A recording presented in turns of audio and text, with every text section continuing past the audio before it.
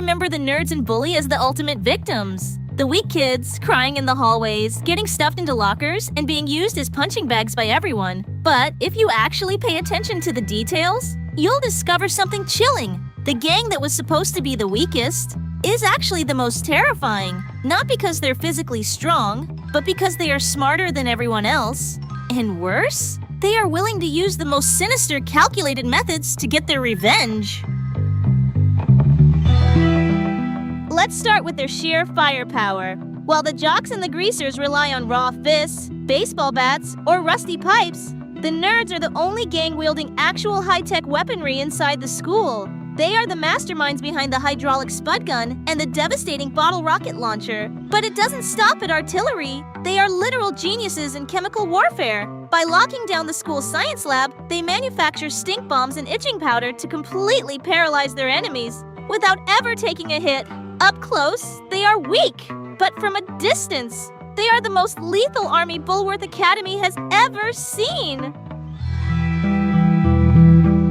Now, let's talk about the absolute moral decay of their leader, Ernest Jones. On the surface, Ernest plays the role of a righteous social reformer. He runs for student body president, preaching about justice, equality, and standing up to bullies. But Jimmy Hopkins uncovers a sickening secret. High up in the school observatory, Ernest's telescope isn't pointed at the stars. It's pointed directly at the girls' dorms. He uses it to spy on them and snap compromising photos, which he ruthlessly uses as blackmail to manipulate people and cement his control. He's not a hero. He's a corrupt politician in a school uniform.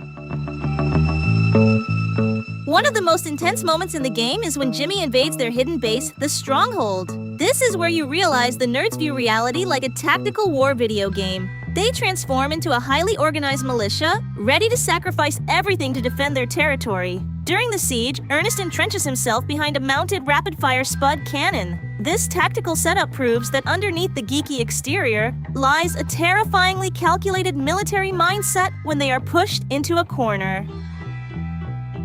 Even if you just watch them hanging out in the schoolyard, Rockstar loaded these characters with some incredibly bizarre and hilarious details. Take the heavy kid, Fatty. If you stand next to him, you'll hear him making disgusting stomach noises and constantly passing gas due to severe digestive issues from his fast food addiction. Then there's Alexander, better known as Algie, the ultimate target of the school. He suffers from severe anxiety that causes him to literally wet his pants whenever he gets scared or runs away from enemies.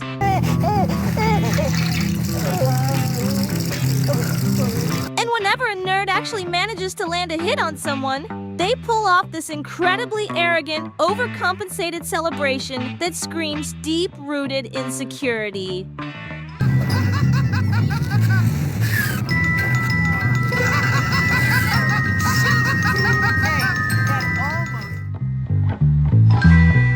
Their true headquarters isn't even on school grounds. It's in the secret basement of the comic shop. If you venture down there and look at the chalkboard, the details are insane. Complex blueprints, sketchy chemical formulas, and cartoon drawings brutally mocking the other factions. Listening to their ambient dialogue down there is a trip.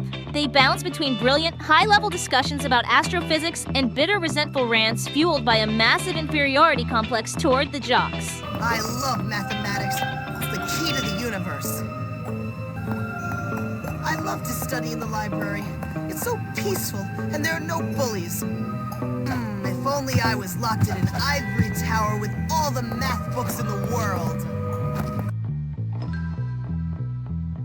Ultimately, Rockstar didn't write the nerds to be innocent victims who deserve your pity. They wrote them as flawed, vindictive, and highly dangerous human beings. They proved a terrifying truth to the entire school. When you give the weak kid the right weapon and a malicious mind, they become the most dangerous person.